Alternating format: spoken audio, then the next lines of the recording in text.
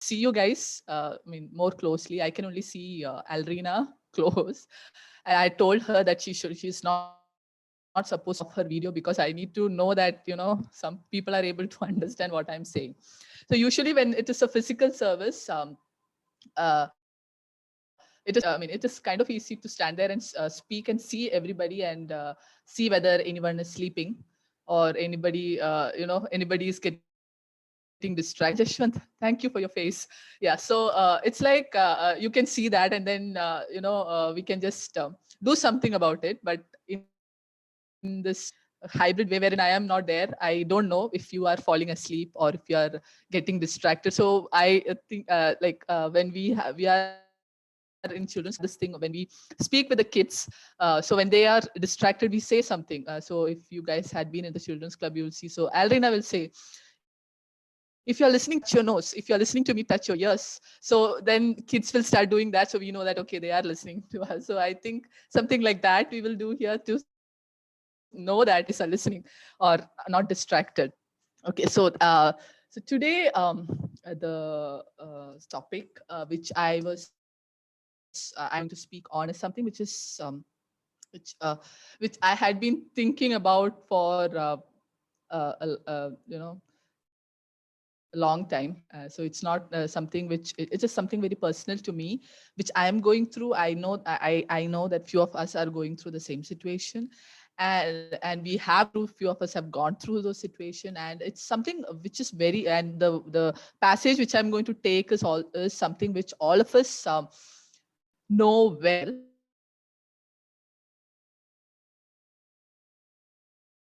Pray that God will remind us through through whatever we are going to discuss today or speak today. I have made a PPT. It's not like Puneet kind of PPT wherein it's very fancy. He makes very pretty PPT, so it's not like that. I have made the PPT for just one reason, so that I can hide my face and you guys won't be able to see me so much zoomed. And I have some verses and all put up in the PPT. So we can read and we can we can be in the same page reading the verse. So I'll just share my screen. So what I am going to speak on today is uh, okay. Are you able to see my screen?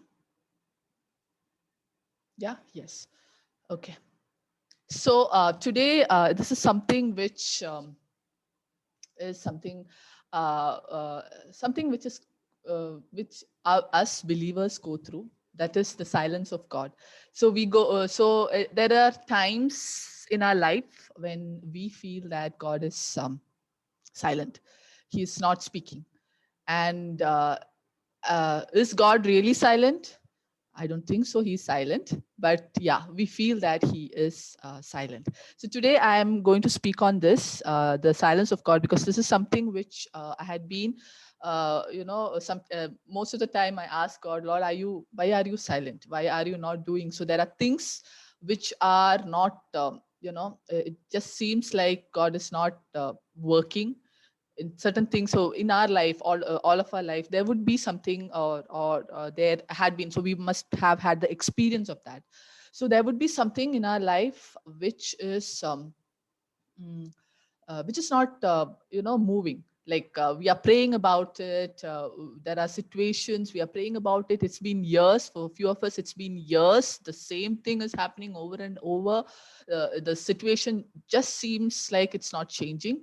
And we are calling on upon God and telling him, Lord, answer. Lord, hear our prayer. And we see that God is silent in all this. And so we know that God has been silent with the Israelites. There had been a lot. So when you read the Old Testament, you see that God has been silent with the Israelites uh, for their own evil, because they were evil, they were rebellious, and God was hurt and God was angry, and he was silent. So we know that silence of God.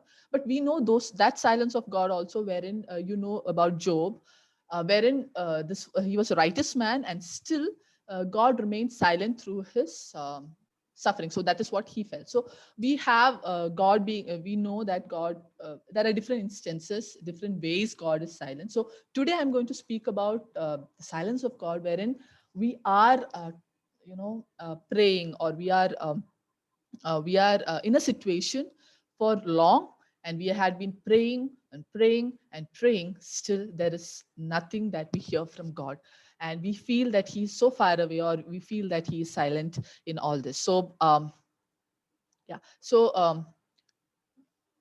why is this not moving? Mm, yeah. So so what, when God is silent, what all does we feel? So there is something known as, we feel helpless. So there would be some situation wherein we know that only God can help us, like only God can help us, and he needs to help us, like that. We would be so much wanting God to help, but then he is silent, and then so at that point we feel helpless. Second, we will feel hopeless. We will feel that, okay, the only one who can help us is not speaking, or he's not talking in that situation, or he's not doing anything about that situation. So we may feel hopeless. Yes, this is something which I feel often angry. So you are like angry at God that, so many years still you are not answering, still you are silent. How can you be silent? So that is an emotion there. So we feel angry to God. There is another way wherein you become totally numb. You are like, okay, I mean, you don't feel anything. So there is also that phase wherein you just don't feel anything. You are not feeling anything at all, and you have just probably you felt defeated, or you are like, okay, this is it. So you don't feel anything. So that is numbness. Then you feel disappointed with God. Yes, often we feel disappointed with God because he doesn't work in the way we want him to work. So we feel disappointed. So these are all those these are few of those emotions, or few of the things that we feel when God is silent uh, through our situation, which is really really an emergency situation, or which is something which needs to be changed. Like we it is a desperate situation, and still we may feel all this when God is silent. So in when we read Psalms, so Aldrina was telling today about Psalms. So there you have David, and you have other uh, the writers of the psalmist who are who pour out their heart to God, and then they are pouring their heart, and then they are telling that, God, why are you silent? So there is, I have just taken two references from the psalm, and then so. Yeah, so it is Psalm 28:1, which says, so this is from Message version. So in that, this is David's. So David is telling, don't turn a deaf ear when I call you God. If all I get from you is deafening silence, I'd be better off in the black hole. So you can just see that there is a deafening silence. And I know that most of us had gone through this, or probably is going through this deafening silence from God. And this and David is so desperate, and he's calling out, and he's telling that, God, don't be silent with me. So it's, if you are not speaking, then it's better that I'm dead. It's better that I am no more, because I want an answer from you. I really want to hear you. Then you have Psalm 13, 13:1, wherein it's again Message version, which says, long enough, God, you have ignored me long enough. I've looked at the back of your head long enough.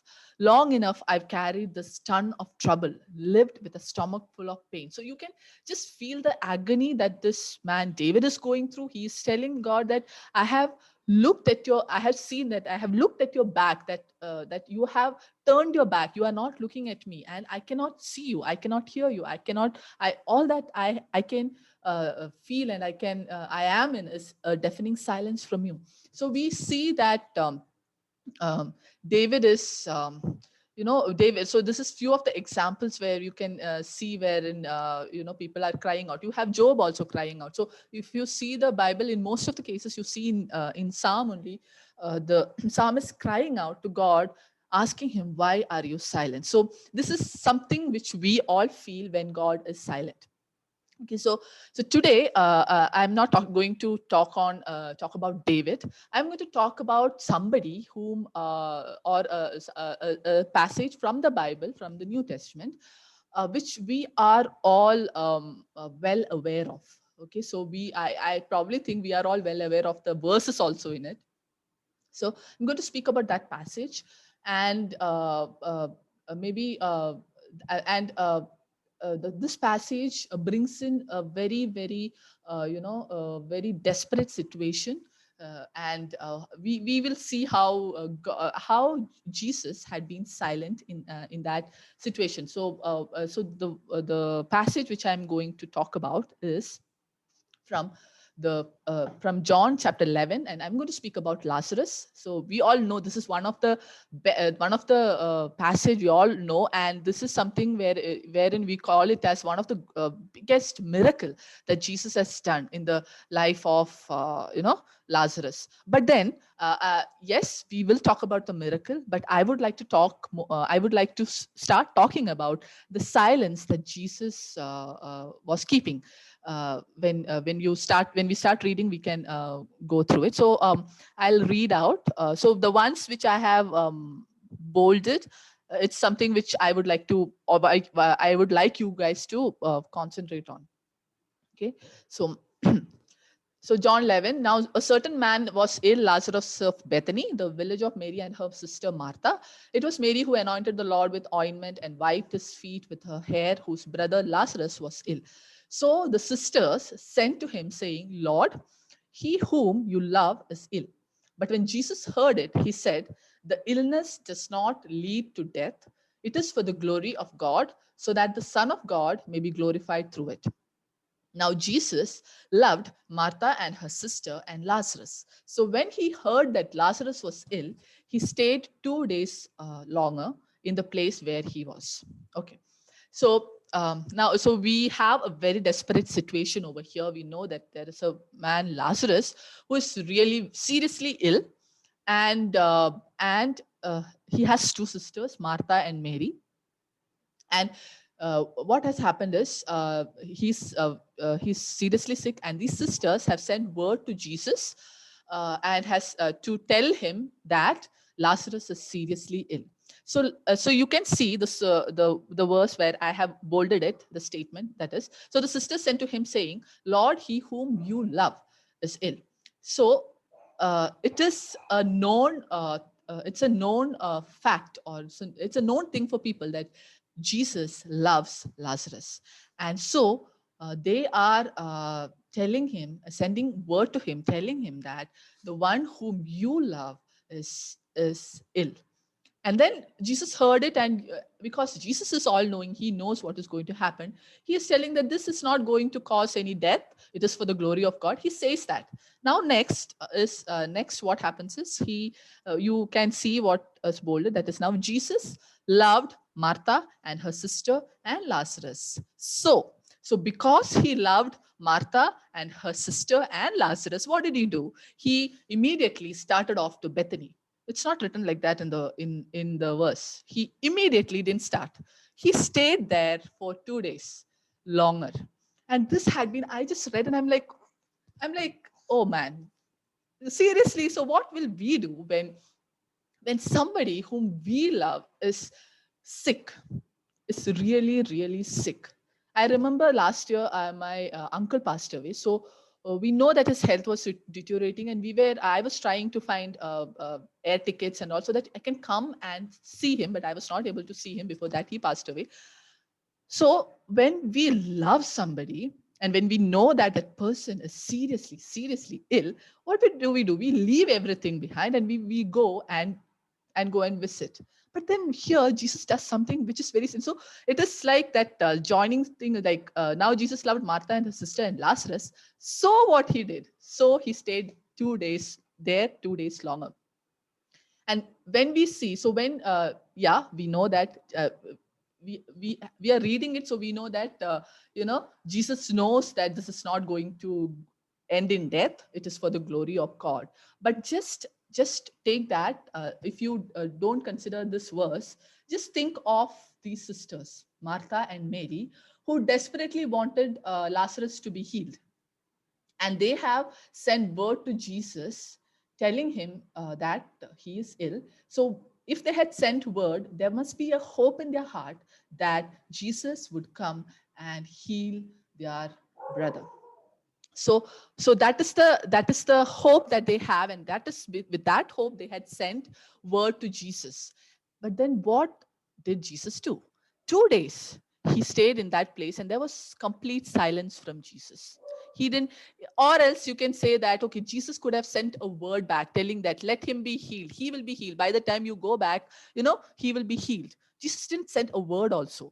He was totally, he didn't tell anything. He didn't do anything to heal Lazarus. So there was this silence from Jesus, and we can just imagine Mary and Martha, who were in their house, who were expecting Jesus to do something, or Jesus to come and heal Lazarus.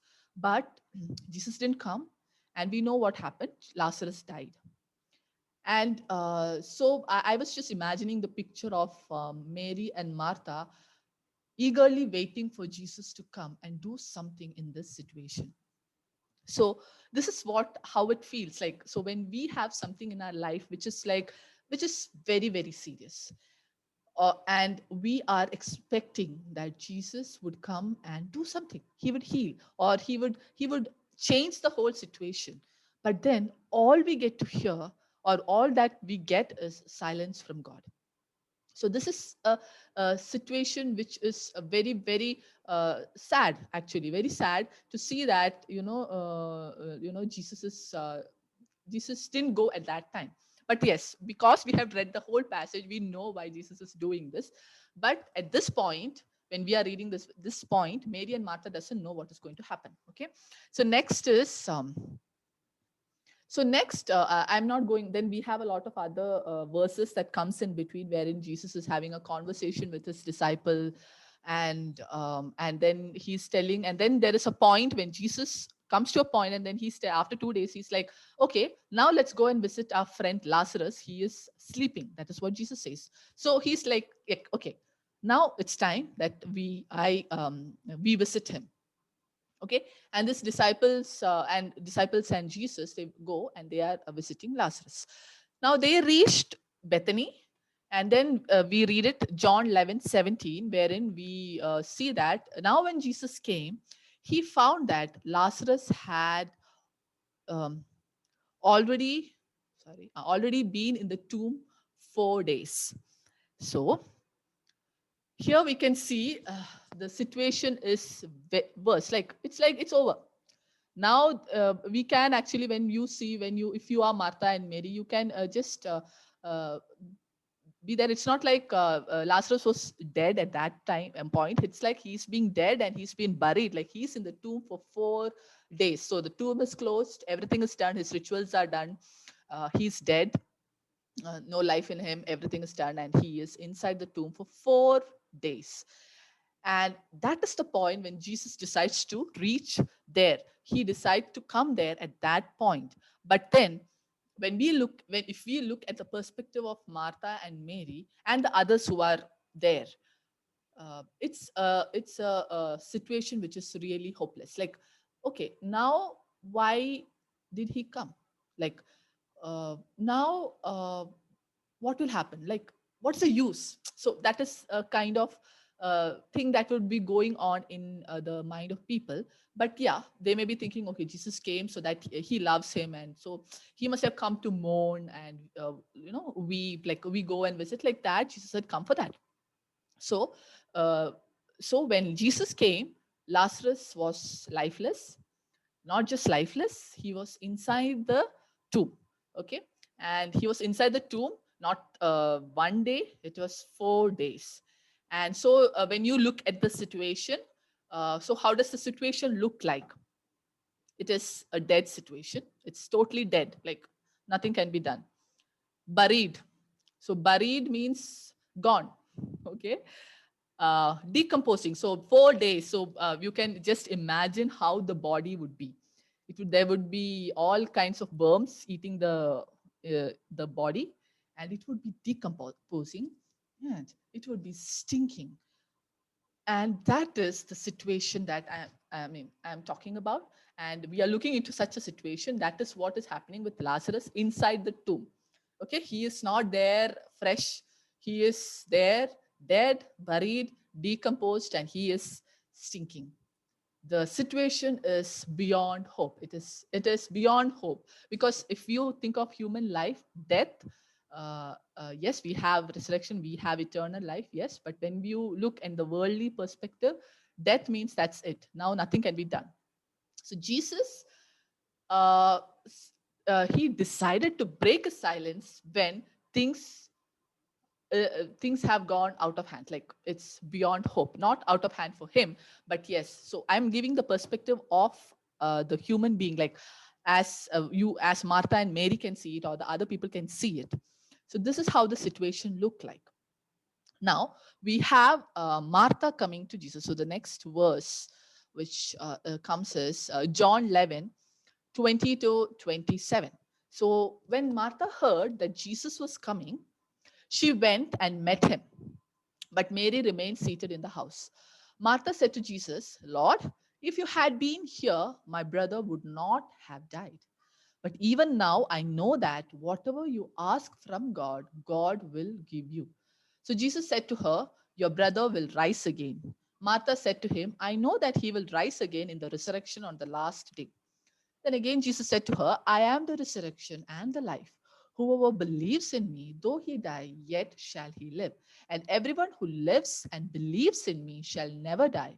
Do you believe this? She said to him, Yes, Lord, I believe that you are the Christ, the Son of God, who is coming into the world. So it's an interesting conversation that can be that is going on in a house where there had been a death, and Martha is coming. So you see the response of Martha. So few of us are like Martha.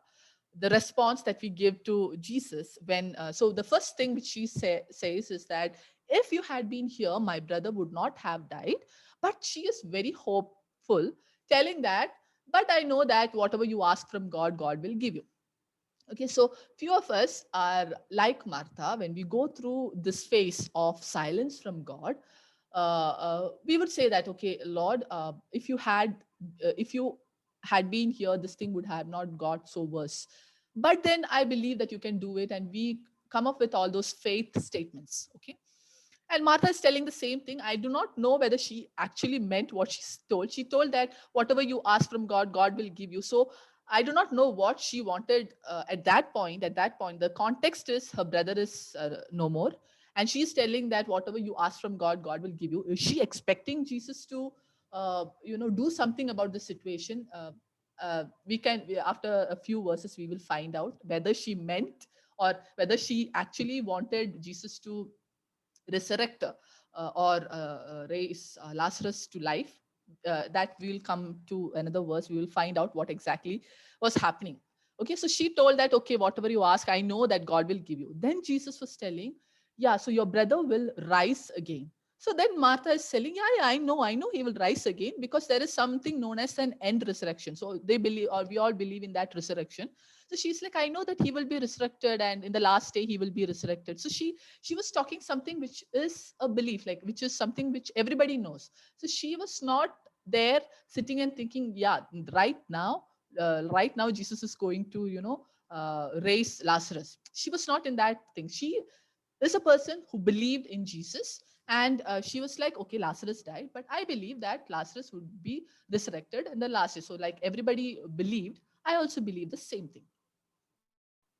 And then Jesus said that I am the resurrection and life. So then Jesus is actually, he is there, and there are a lot of people there, and he's speaking to Martha and telling him. So that is the time when Jesus is telling that I am the resurrection and the life. So he is making the point that I am the resurrection and the life. So he is giving and he is telling her and also the people around who he is. So he is actually showing his authority. He's showing his power. So he's just telling that I am the resurrection and the life, and all the other things which he told. So you can see, whoever believes in me, though he die, yet shall he live. He tells this, and then again we come to Martha. But then Martha replies, telling that, yes, Lord, I know that you are the Christ, the Son of God, who is coming into this world. So so Jesus is talking about, so you can see that Martha is like, she knows who Jesus is. She's like, she is convinced that Jesus is Christ, the Son of God. She is convinced that Jesus, whatever he asks from God, God will give it. She's convinced about all these things, but she doesn't know what Jesus is going to do. Okay, but she is having a hope. But nowhere we find that she is having a hope of Lazarus going to, you know, rise again. uh, she knows God, and she's not telling anything else to God. She's like telling Jesus that, yes, I believe all these things, I know who you are. All those things Martha is telling. So there is a lot of theology happening over here, and most of us, and there is a lot of faith statement like, yeah, this will happen. All those things is going on, but then she really didn't know what is going to happen, whether Jesus can raise Lazarus from the dead, or she didn't even know, or maybe she didn't even understand that something like that can also happen. So she's totally clueless about that side of this. But then she is like, okay, uh, uh, that I know that, and I am not telling anything. I mean, I know that I believe and I trust. I trust that you are Christ, the Son of God. So I know it. So this is happening with Martha. So this is how Martha gives her response. So her response is kind of, we will say that it is like, it's like she's having faith. So she is not entirely, maybe she's broken, but still she is keeping up her hope, and she is talking with Jesus. Now we go to next person, who is Mary. So now we see Mary also gives the same response, but there is something different about the way Mary responded. Okay, so now when Mary, it's John 11:32 to 35. So now when Mary came to where Jesus was and saw him, she fell at his feet, saying to him, Lord, if you had been here, my brother would not have died. When Jesus saw her weeping, and the Jews who had come with her also weeping, he was deeply moved in his spirit and greatly troubled. And he said, where have you laid him? They said to him, Lord, come and see. And Jesus wept. So this is something which we all say, that Jesus wept. So what happened? So Martha, we saw how Martha responded. But then when you see Mary, what did she do? She just came to Jesus. She fell at his feet, and she said only this, that Lord, if you had been here, my brother would not have died. She didn't have any other faith statement to make. She was totally broken. All she could do was cry at Jesus' feet. This thing where you see, Lord, if you had been here, my brother would not have died. If you look at that, there is a lot of emotions that you can see there. There can be a kind of disappointment that Mary felt, that, Lord, if you why were you not here? If you had been here, my brother, this would not have been the situation. This would not be here. And there would be this also in her mind, that we have sent word to you. You could have at least spoken a word, and he would have been living. He would have been there in our midst. But that didn't happen. So you can see that emotion that is there in the way that she she speaks to Jesus, and she doesn't add anything like Martha added, but she just weeps.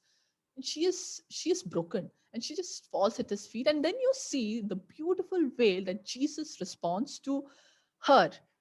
Jesus is not responding to her as he responded to Martha. He didn't respond to her telling, your brother will be rising.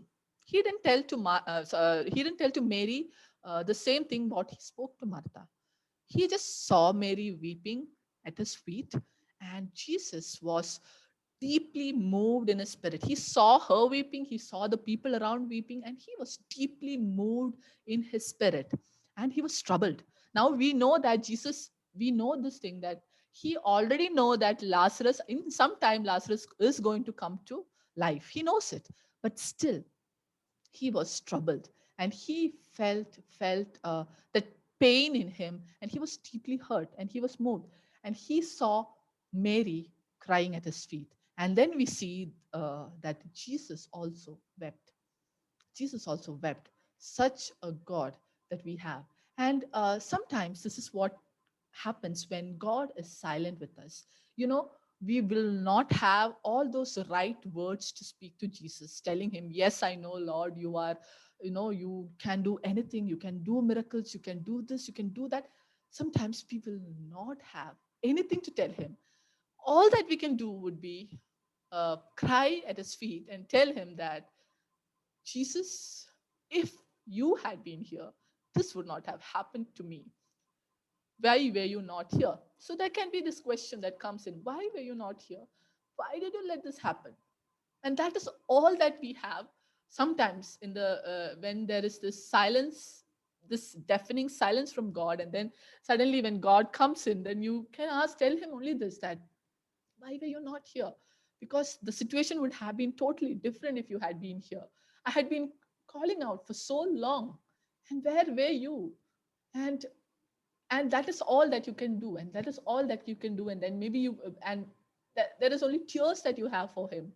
And at that time, you don't see Jesus giving a theology, or you don't see giving Jesus giving you anything like, okay, is it not written in the word that you should trust me? Or he doesn't give anything like that. He understands what he was understanding, what Mary is going through at that point. And when we speak all this to him, he really understands. And the best part is that he weeps along with you, even though he knows that there is a miracle that is going to happen. He knows it, that yes, at the right time this is going to happen. But still, during that process of a silence and your disappointment and our pain, he is there with us, weeping with us. And uh, and that is such an amazing God that we have, that Jesus. And this is a wonderful, I mean, they say this is the smallest verse in the Bible, that Jesus wept. And that is something that we can hold on to, that yes, he is someone who understands what we are going through. And so the Jews said, see how he how he loved him. But some of them said, could not he who opened the eyes of the blind man also have kept this man from dying? Do you actually is it something which you also have heard, like something similar have you heard? So when there is a very very a difficult situation in your life, and and nothing is happening, you're praying, and people know that you're praying, people know that you are a believer, you are a believer of God, they know that you trust in Jesus, and you are a person who talks to them about Jesus, and you know all these things. And they know that they had seen how much you are walking with Jesus, everything. But then, have you heard this people telling to you that why God didn't help you, why God let this happen to you? Have you heard that? I think I have heard that. I and my family has heard that, and I know many of us who are sitting here, who's listening to me, we have heard this. We would be going and encouraging somebody. We will be telling that yes, God is faithful during our pain and suffering. Also, we will be going and telling people, encouraging them, God is able to do this for you. And then you have some people coming back and telling you, but God didn't do it for you. Why did God do it for you? You are talking so much about Jesus, but God didn't do it for you. Why he didn't do it for you? And at that point, you don't have an answer. And we actually stand there without an answer. And we are like, God, what will I answer? Because that is the truth. Yes, the situation, what they see is true. It's a fact. It's something which is there. And in midst of this, I'm talking to somebody, encouraging them, but then they are coming back and telling that, you know, God who can do anything. You are somebody who tells that God who can do anything, and why he didn't do it for you. And you are there not knowing what to tell, you don't have an answer. Yeah, we will go through such a situation when God is actually silent. And we also have those questions. And when somebody else asks it, it is like, Lord, what about my witness?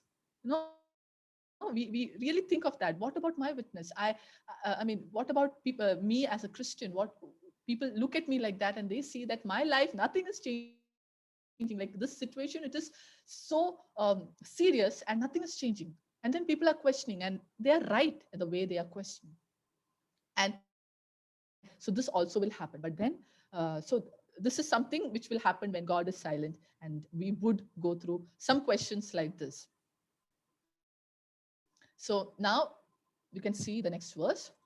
Then Jesus, deeply moved again, came to the tomb. It was a cave, and a stone lay against it. Jesus said, "Take away the stone." Martha, the sister of the dead man, said to him, "Lord, by this time there will be an order, for he has been dead 4 days." Jesus said to her, "Did I not tell you that if you believed, you would see the glory of God?" So they took away the stone, and Jesus lifted up his eyes and said, "Father, I thank you that you have heard me.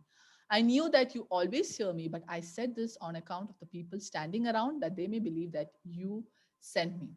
So we see the next verse. So people are talking, and then Jesus comes and he stands right in the front of the tomb, and he see a stone is there, and he asks, the first thing he asks is, "Take away the stone." And this is what Jesus does. He comes and stand right in the front of the tomb, or the situation that is dead, the situation that we feel is hopeless, and we have made a tomb out of it, a tomb out of it. There is a stone which is laid against it, so it is closed, and we have put it in our mind that this is the end, it is over. And right when we lose our hope, the right when we say that this is the end, Jesus enters, and he will choose to speak at that point, and he says, the first thing he said is, "Take away the stone." That means this is not the end. It is not the end, there is more.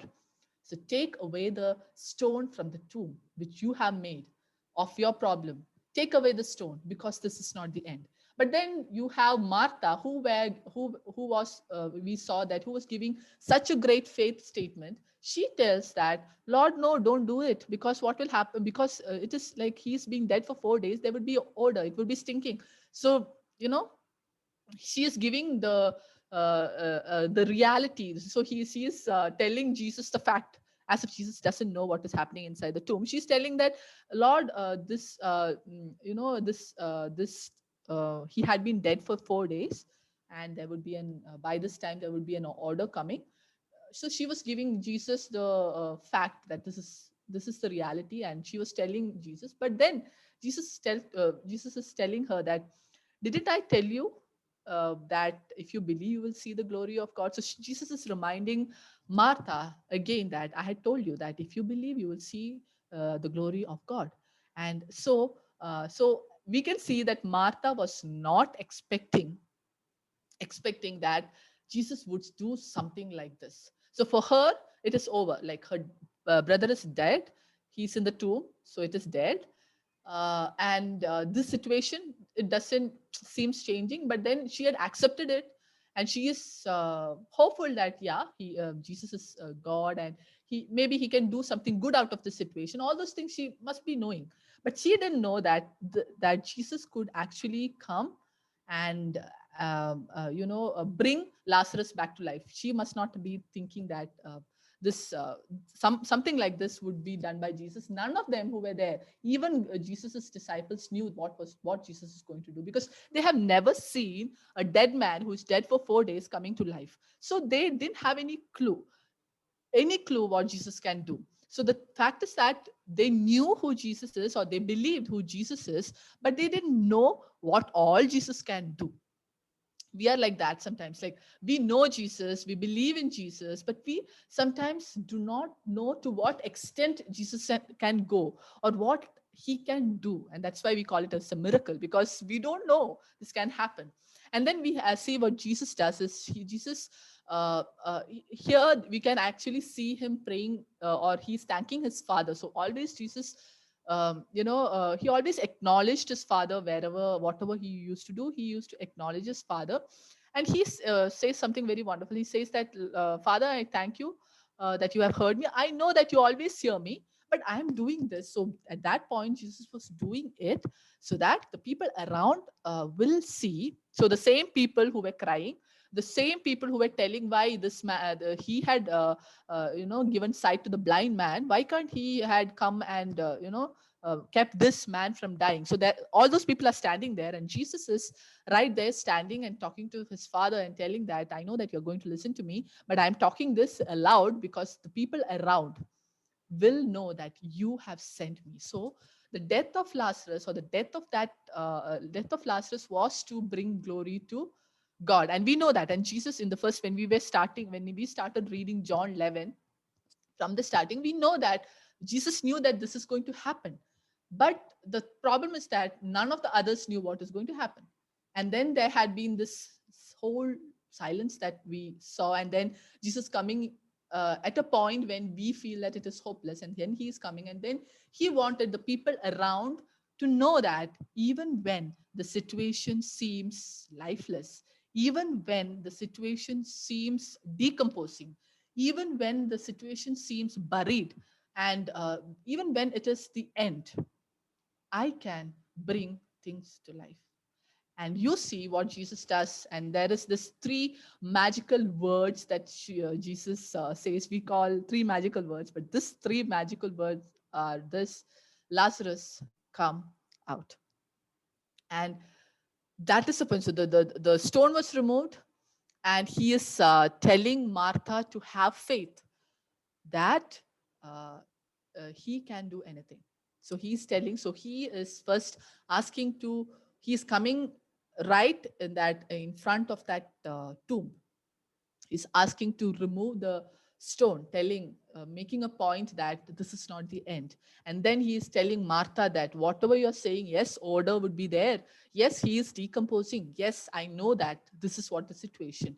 But what I am asking you right now is believe that I can do great things. So that is what Jesus is telling. And then he speaks to that dead situation. And what he speaks is he's telling Lazarus to come out of the tomb. And that is what Jesus does, that he speaks to that, to our dead situation. Probably we are right now going through a dead, decomposing situation. Probably we have an experience, and we are waiting for Jesus to that uh, tell that situation to come to life. Probably we are waiting in that waiting period, and we are asking every day, we are crying out to Lord, telling that, Lord, when will you answer? When will you listen? When will I be able to hear these words from you, telling that, come to life, or Lazarus, come out? When is that going to happen? So we may be in that phase right now. Few of us may be in that phase. And this is what I would like to encourage each of you, is that even when the situation is dead, even when it is buried, and whatever is happening, Jesus can do far more than what we can even think of. Yes, we know Jesus. We know him to be a miracle worker. We know, but we do not. We are not fully able to comprehend or understand what all he can do, and how he can uh, change the situation, how he can restore the situation. We have no clue, but our hope is in Jesus. So something which I would like to tell. So if I go to the previous verse, wherein Jesus is telling that, Father, I thank you that you have heard me. I know that you will always hear me. So when we say that, it's uh, yeah, Jesus. So Jesus is telling that he knows that, he always says that, I and my Father are one. So he always have, how the relationship that Jesus had with his Father. He had a very, very intimate relationship with his Father, and he knows that whatever he says, he whatever he's speaking, his Father listens to him. But if you look at Jesus, and when we see, there had been a phase, or there had been this phase in his life wherein his Father was silent with him. We all know that phase which Jesus had gone through, when his Father, the Father whom he loved, The father who loved him a lot, the father who told that this is my beloved son, you know. But there was this time in Jesus's life when his father was completely, totally silent. There was silence. And if we say that Jesus cannot understand what silence means, we have to go to the Garden of Gethsemane. We have to go and read what is written in that passage, and we know uh, that passage, and we know the prayer that Jesus prayed. So that is, and going a little further, he fell on his face and prayed, "My Father, if it be possible, let this cup pass from me. Nevertheless, not as I will, but as you will." But then we take this passage as a passage wherein Jesus is surrendering and submitting to the will of his Father. But there is this thing that Jesus says, that "My Father, if it be possible, let this cup pass from me." So there was this point where Jesus really wanted his this suffering. He knew that he is going to go through this crucifixion and, suffering and everything. So before he is going through that suffering, he is there at the Garden of Gethsemane, asking his Father, "Father, if it is possible, let this cup pass from me." You don't see Father God answering to him. You don't see Father God consoling him. You don't see Father God coming, "No, my son, we know that yeah, this is for my glory. This is to save the world." You don't see any comforting words spoken by Father God. But yes, you had seen God speaking. You had seen God when Jesus was getting baptized. You had seen God coming and telling, opening the heavens and telling that, "Yes, this is my beloved son." I was just thinking, if God, it could have been something like, okay, maybe not telling that this is my beloved son, but at least he could have comforted Jesus. But you see a total silence. And from there onwards, you see Jesus walked a lonely path. He walked a lonely path wherein he didn't hear from anybody. He was alone. But then, and he was going that way of Calvary. And then there is something else. I mean, this is something which we always say, the next one, wherein he says, about the ninth hour, Jesus cried with a loud voice, saying, "Eli, Eli, lama sabachthani." That is to say, my God, why have thou forsaken me?" So this is something, and you say that Jesus can't understand what it means when God is silent. He knew exactly what it means when God is silent. We are talking about God, his Father. So Jesus, he had such a deep relationship with his Father. And that moment, and that agonizing moment when Jesus was in on that cross, he suffered a lot. So we know the whole crucifixion, we know it by heart, what all Jesus went through. And he was on that cross, and he was struggling to breathe. He was struggling with thirst. He was struggling there. And then he is that at that point, he was man. Jesus, a man, completely a man. He was there hanging on the cross, and he was telling this, my God, why have you forsaken me?" He told this because he could not hear from his Father anything. He was totally alone there. He felt alone. He was totally there, alone there. And you hear that the Father turned his face away. So we have that song wherein the Father didn't look at him also, because he could not see the suffering that Jesus is going through. So Jesus is feeling all forsaken by his Father, and he is crying out to his Father. This is from Psalm 21, I guess. So he's crying out to his Father, and he's telling, my God, why have you forsaken me?" And when we say about God being silent, and when we say that it is so agonizing when God is silent, when God is not ready to move anything or move a finger, when we say that he is not doing anything, we have to remember this also, that there is this cross. So we say that all that we have is this cross. We can cling on to this cross. Yes, we can cling on this cross when we are going through suffering. We can cling on this cross. We can cling on this cross when we are feeling that we are so sinful, and we cannot be made right with God. We can cling on this cross because Jesus made everything right. Yes. And we can also cling on this cross when we feel that God is silent, because this was on this cross, Jesus also felt the same thing. He also felt, I think it was more deeper than what we are feeling, because the relationship which he had with his father is not like as we have with Father God. And if he had said this, that why God you have forsaken me, then he must have been in deep agony, and he must have really felt that his father left him. There was total silence. And so today, as we are thinking about Lazarus, as we are thinking about Martha and Mary, and the people who were there talking about, talking about Jesus, telling that why he didn't do anything, he could have done this. So we have those people. We have Martha, who seemed to be very, who was hopeful, but didn't know what Jesus can do.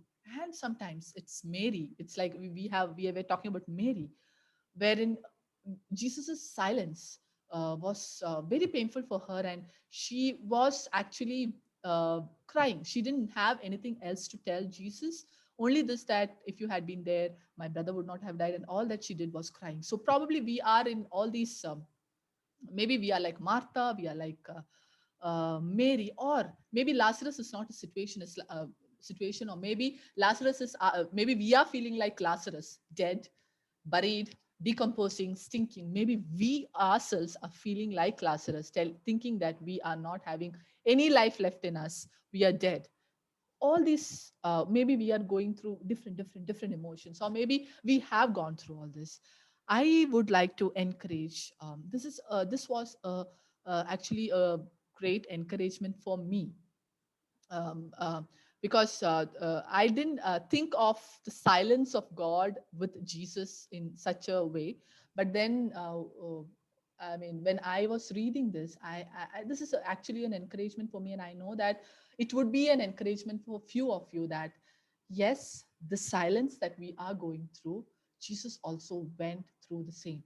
So we have a God, we have Jesus, who empathizes with us. Who really, it's not that Jesus knows that how it feels like. No, it is Jesus understands. There is a difference between knowing, and there is a difference between knowing and understanding.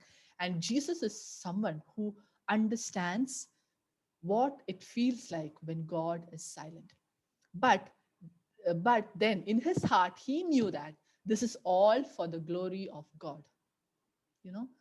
And when we are going through this situation, and while we are going through a situation like Lazarus's situation, a situation like Martha's, a situation like Mary, so the different things, that thoughts that are going in our mind, let us believe in something which Jesus has told to Martha. He told Martha that I am the resurrection and the life. So if Jesus has told that he is the resurrection and the life, yes, he is. He is not a liar. He, whatever is written in his word is true. So if there is a situation which needs life, which needs resurrection, uh, uh, be encouraged that Jesus, he is the resurrection and the life. And whatever is dead, whatever seems like not moving at all, I would like to encourage each one of us, each one of you, and I would like to, it's an encouragement for me also, that we are serving a God who is the resurrection and life. So he can resurrect anything, he can bring life to anything. So we know that Jesus resurrected from the dead. Okay, so inside the grave also there was complete silence. So there was complete silence. And then, so they say, then the second day there was total silence. Nothing was happening, nothing was moving. But then, yes, in the third day he rose. We serve a God who is a risen God. So we have this cross, we have this empty grave to look at and say that, yes, uh, uh, probably God is silent at this moment, and the situation is really worse, and it is dead. There is this, everything seems like an end, but yes, there is this cross uh, that tells me that Jesus understands what I'm going through, and there is this grave that is the open grave, or the stone that has been uh, you know uh, opened by Jesus, and there is this grave which is empty, telling that Jesus is risen and he is the resurrection and the life. So, whatever it is, the situation, whatever we are praying for, God in the right moment. So, there is you saw that Jesus. 2 days he stayed where he was, and then he decided that yes, now is the time that I'm going to do something. And so God has his time. We do not know what is going to come out of this situation. We do not really know. Neither did Martha know, neither did Mary know, neither did the disciples know, neither did anyone from all who were mourning knew what is going to happen about this situation, right? So we do not know, but we believe. So Jesus is telling you, believe, and then you will see the glory of God. So during this silence, if we are going through a silence period, let us hold on to this and hold on to the cross and say that, yes, he is the one who is the resurrection and life. And there is this, I always tell this, and I like, I mean, I love this promise that Jesus has given. So we have this promise also to hold on to, and that is, I will never leave you, nor will I forsake you. And Jesus is telling during this time of silence that you are going through, when you feel that I am absent from your life, when you feel that I am not there in your life, when you feel that I am away, when you hear voices around you telling you that why your God is not doing anything for you, why is this happening? You are a believer, you believe in Jesus, and then also he is not even moving his finger, he's not doing anything. When you are listening to all these voices around you, when everything is everything seems like stagnant, dead, and decomposing and stinking and very bad, I want to tell you that I will never leave you nor forsake you. And this is the promise that we can hold on to. So we believe that he is the resurrection and the life, yes, but sometimes it's so very difficult. But then we have this promise that Jesus has told us that even in the silence that you feel, that in my silence, I am not leaving you, I have not left you. I am sitting right next to you when you are crying, when you are, and I am deeply troubled through all that you are going through. But it is not my time to act now. I will act, and that is the time when there will be resurrection and life that comes in. But till then, hold on to this promise of mine that I will never leave you nor forsake you. So, church, this is what I would like to encourage you with, that he is a God. So we do not serve a distant God. We have a God who had gone through everything that we have gone through, even the silence of his father. He had gone through it, and we can never say that, Lord, you don't know, you can't understand. We can never say that, because he understands it more than anybody else. I don't think that anybody can understand what we are going through. Uh, what the situation, it is real for us. Yeah, we have friends, we have family who stands with us, yes, but then Jesus is one person who can really understand what we are going through, and never ever tell that he doesn't know, he cannot understand, because we have such a wonderful God. And his promise is so beautiful, that he has told that he will never leave us, he will not forsake us, even though when we feel that he is not there.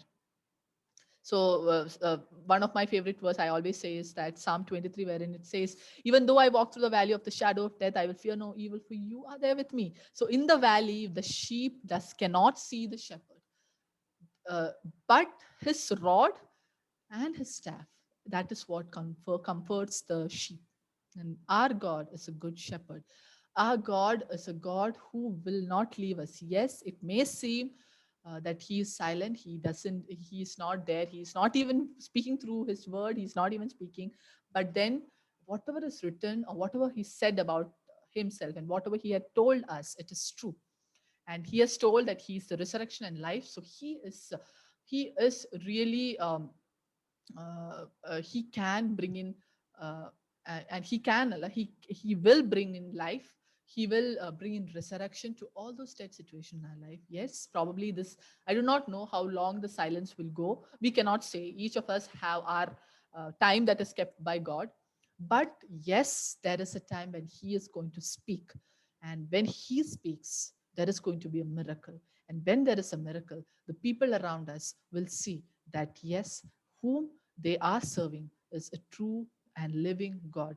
And this is all to bring, so whatever we are going through, please be encouraged that this is to bring glory to God. And we live on this earth to only for this, to bring glory to his name. Maybe it's our suffering, maybe it is the trials that we go through, maybe the sickness that we go through, maybe the loss that we go through. Everything is uh, God will bring glory to his name through that.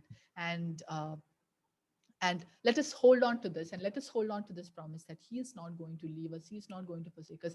Even if you cannot talk, I mean, even if you cannot be theological or cannot speak faith, just cry. And you rest assured that, you know, Jesus will weep along with you. He is troubled along with you, and he will not leave you abandoned. Another version of forsaking is like, why, my God, why have you abandoned me? He will not abandon. But yeah, we may feel it. It's okay to feel that way. It's okay, because each one of us must have gone through such things. But then we have a hope, and the cross is the hope. I really can say that for everything that we go through, we can actually look at that cross, and then we are like, yes, Jesus went through the same.